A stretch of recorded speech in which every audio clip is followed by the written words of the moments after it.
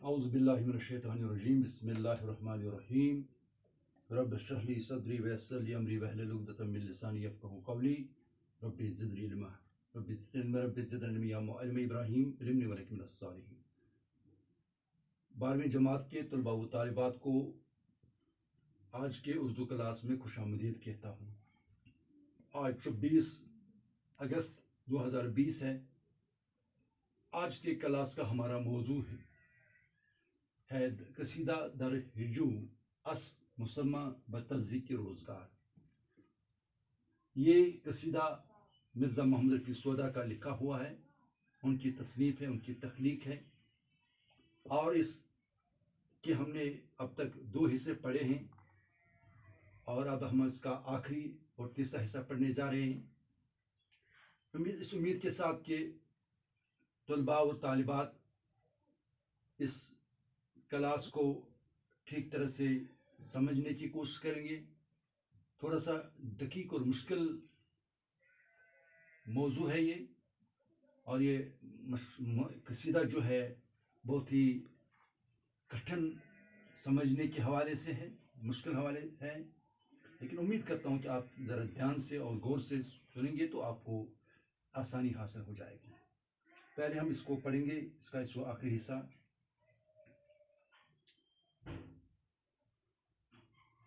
اس وقت میں جو اپنی مصیبت پہ کر نظر، کہنے لگا خدا سے یہ رو رو کے زار زار، جگڑوں میں 2 بیوں سے کہ لڑکوں کو دو جواب، کتوں سے یا لڑوں کہ مروں اپنے پیٹ پر مار۔ بارے دعا میری ہوئی اس وقت مستجاب، وہاں سے بحر نمت کیا جناگاہ تک گزر، دست دعا اٹھا کے میں پھر وقت جنگ کے، کہنے لگا جناب الہی میں یوں پکار، پہلے ہی گولی چھوٹتے اس گھوڑے کے لگے، ایسا لگے نہ تیر کہ ہوئے نہ تن سے پار، یہ کہہ کے میں خدا سے ہوا مستعد بجنگ، اتنے میں مرہٹا بھی ہوا مجھ سے دوچار، گھوڑا تھا بس کے لاگر وہ پست ضعیف و خوش، کرتا تھا یوں خفیف مجھے پخت پکار زار، جاتا تھا جب ڈپ کے میں اس کو ہری پر، دوڑوں تھا اپنے پاؤں سے جو طفل بے سوار، جب دیکھا میں کہ گھوڑے کی اب یہاں بندی ہے شکل، لے جوتیوں کو ہاتھ میں گھوڑا بغل میں مار، در دھمکاؤں سے لڑتا ہوا شہر کی طرف، القصہ گھر میں آن کے میں نے کیا قرار، گھوڑے میرے کی شکل یہ ہے تم نے جو سنی، اس پر بھی دل میں آئے تو اب ہو جیے سوار، سن کر تب ان سے میں نے یہ قصہ دیا جواب، اتنا بھی جھوٹ بولنا کیا ہے ضرور یار، گفتن ہمیں بس است کے اسب من ابلک است، سمجھوں گا دل میں اپنے اگر ہوں میں ہوشیار، سودا نے تب قصیدہ کہا سن یہ ماجرا، ہے نام اس قصیدہ کا تذیق روزگار۔ مشکل الفاظ: ہمار، گدا، احمق، مرکب، سواری، بد پشمی، بے مروتی، بد خصلتی، کھرس، ریچھ، سپاری، ڈالی، چھالیا، نمت، مثل، مانند، جناگا، میدان جنگ۔ عزیز طلباء و طالبات، شاعر کہتا ہے کہ میں اس وقت مصیبت میں تھا اور میں خدا سے رو رو کے زار زار کہہ رہا تھا کہ میں دوبیوں سے جگڑوں یا میں لڑکوں کو جواب دوں، کتوں سے لڑوں یا مروں اپنے پیٹ پر، یا جو کتے میری جمع ان سے میں لڑوں یا اپنے آپ کو میں ماروں۔ باری دعا میری ہوئی اس وقت مستجاب، اس وقت میری دعا مستجاب ہو گئی، قبول ہو گئی، وہاں سے بحر نمت کیا جناگاہ تک زر، کہ مجھے جیسے میں جنگ میدان جنگ میں جیسے میں میدان جنگ میں پہنچ گیا تھا، دست دعا اٹھا کے میں پھر وقت جنگ کی، میں نے دست دعا اٹھائی تھی کہ جنگ کے وقت، کہنے لگا جناب الہی میں یوں پکار، میں خدا سے کہنے لگا میرے اللہ، پہلے ہی گولی چھوٹے اس گولی کے لگے، یعنی اگر جو گولی چلے پہلی گولی اس گولی کو لگے، ایسا نہ لگے کہ تیر کے ہوئے تن سے پار، ایسا نہیں لگے کہ اس کو تن سے پار نہ ہو جائے، یہ کہہ کر میں خدا سے ہوا مستعد بجنگ، یعنی یہ کہہ کر میں خدا سے جنگ سے یہ مستعد ہو گیا، تیار ہو گیا، اتنے میں مراٹھوں بھی ہوا ہوں مجھ سے دوچار، اس طرح سے اسی وقت مراٹھا بھی آ گئی جن سے میں دوچار ہو گیا، جن سے میرا آمنا سامنا ہو گیا۔ گھوڑا تھا بس کے لاگرے پست و ضعیف، میرا گھوڑا جو تھا لاگر تھا، پست تھا، ضعیف تھا، خشک تھا، کرتا تھا یوں خفی مجھے وقت کارزار، وہ مجھے ذلیل کرتا جب وقت کارزار آ گیا، جنگ کا موقع آ گیا، جاتا تھا جب ٹپکے میں اس کی ہری پر دوڑوں تھا اپنے پاؤں سے جو طفل بے سوال، میں جاتا تھا